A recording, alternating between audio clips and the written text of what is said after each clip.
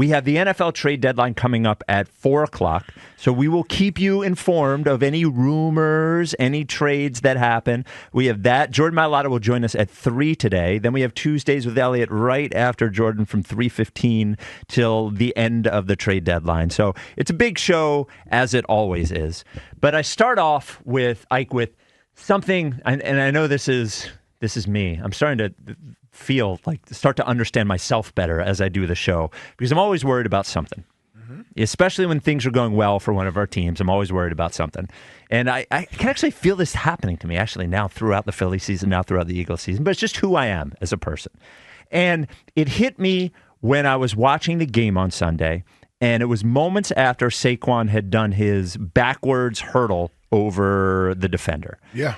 And I saw him on the sideline doing this thing, you can't see me at home, but he's like working his back. And then I saw him a little later, he was squatting and standing and squatting and standing. I've seen that look of somebody when something doesn't feel quite right. Trying to work out something, kinks or something is going on. Yeah, there. What is that? And I got nervous because here is this guy who is now, it's almost like we have two MVPs. We have Saquon and AJ, these guys who are so integral to the operation of this offense. If they can only lose one. That's a different. Yeah, we're not doing that. That is beyond where my worry is. Actually, I can't do that. They can only lose. Right. So you do that, and then you'll talk to him at the end of the week, ask him how Kellen Moore is, so on and so forth. So I couldn't shake the Saquon thing out of my mind, and then I listened to Nick Sirianni yesterday, and somebody asked him about Saquon's health, and he was like, "Yeah, we'll see how it goes this week." So this morning, I decided to look up. I was like. And Saquon had 30 touches on Sunday, 30. So I decided to look up, Saquon's touches versus the rest of the league, and he is currently 4th in the league in touches per game at 22.1. Joe Mixon is number 1 with 23.3. Saquon is on pace for 371 touches this year. 371, which would be a career high. For context, Christian McCaffrey only had 339 touches last year, and a lot of those were receptions, by the way. And we see what's happening with Christian McCaffrey now, in that Christian McCaffrey may never be the same. And I think Christian McCaffrey is a really good comparison with Saquon because both teams, both the 49ers and the Eagles, acquired these players at about the same time in their career. Both players have similar skill sets, and both players have had injury issues previous to this year. Saquon Barkley is 27 years old. He's been hurt a few times. We want to have him for more than just this year, right? We want 2 or 3 years with Saquon Barkley. Yeah. And it's not like a third of his touches are receptions where he's catching on the sideline, running out of bounds. A lot of these touches are between the tackles, hard runs. And they have to back off Saquon Barkley. If the Eagles want to go to the Super Bowl this year, they are going to need a Saquon Barkley at the end of the season that is as effective as he can be. And I know we all look at the offense right now and we are like, look, this is the way we're going to win. We got to do this. We got to get there. But I think that's very short-sighted thinking. And if it means more carries for Kenny Gainwell, and I know nobody wants to hear that, but if it means more carries, if it means 4 more carries for Kenny Gainwell, I know. But honestly, if it means not winning a game that you would, not that I'm planning to lose a game, but keeping him healthy or as healthy as he can be, and think about this is something they have to think about, because I look at these numbers, Ike, and it doesn't feel sustainable to me. It just feels like we're going to run him into the ground. So listen, when you brought this up, man, this is something that's been in the back of my mind. I think TK, Tom Kelly, talked about this late last week, and I'm listening to it on my way home. And so that also had jarred the thoughts in my mind.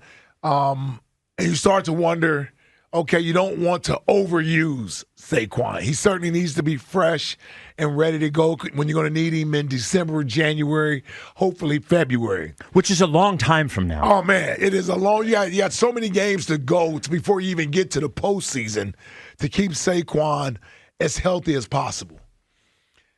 But, man, they're kind of stuck between a rock and a hard place with this.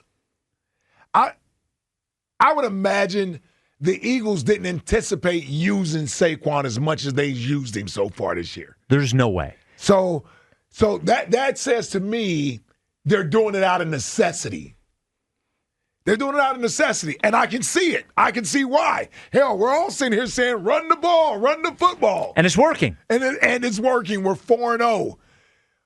To your point, you can still have that idea and that formula for success, but doesn't have to rely so much on Saquon. In other words, we're at the trade deadline. We tossed this around. Should the Eagles be out there looking for another back? Kenny G has been a nice, serviceable back.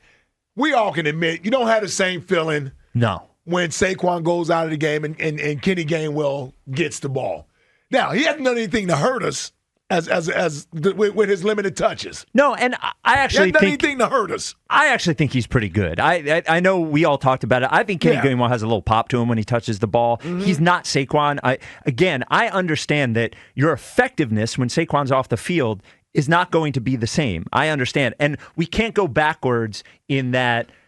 Because the thing that keeps popping in my head is we have a $50 million quarterback, we have a $30 million wide receiver, we have a $25 million wide receiver, and here we are just like beating this guy to death because we can't find a way, and I want them to run the ball. They can't move the ball the way they ideally want to move the ball. Right.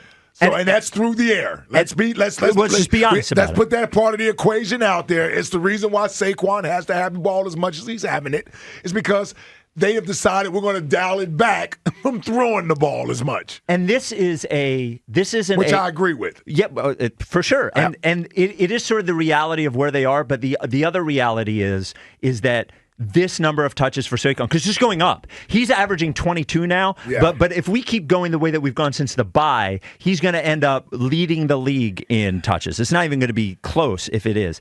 And I just don't think. I don't want him. It's not the fear of getting hurt. It's the reality of getting worn down. Well, Yeah, I hear you. It's just the reality of it.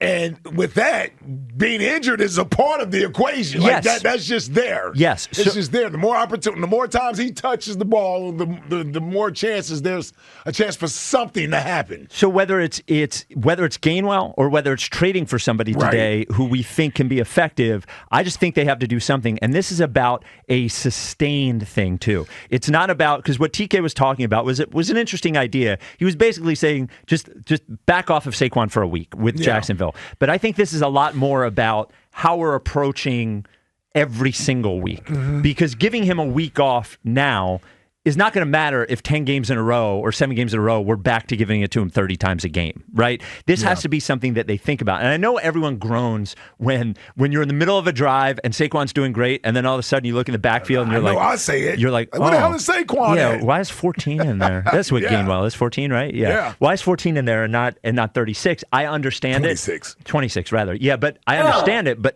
stop. Don't do Let that to him cook. me. Go ahead Let me and cook, man. Let him cook. I'm starting to get to the point with the Eagles where I see that they could go somewhere this year. Yeah. And the Saquon thing on Sunday really shook me, and I can't get it out of my head. Where are you, Jack, on this Saquon? Oh, I'm totally with you. And I think they should trade for a running back today and invest like real resources in a running back. Kenny Gainwell, nice fella, right? But he's Wendell Smallwood. And Wendell Smallwood was a nondescript running back. So they need, if they have any dreams of this season being anything, they need Saquon Barkley at the most important time of the season. They have a good cushion right now. I mean, they're in a playoff spot. Whether they win the division, I have no idea. But they have to start thinking about the most important time of the season. What do you mean you have no idea?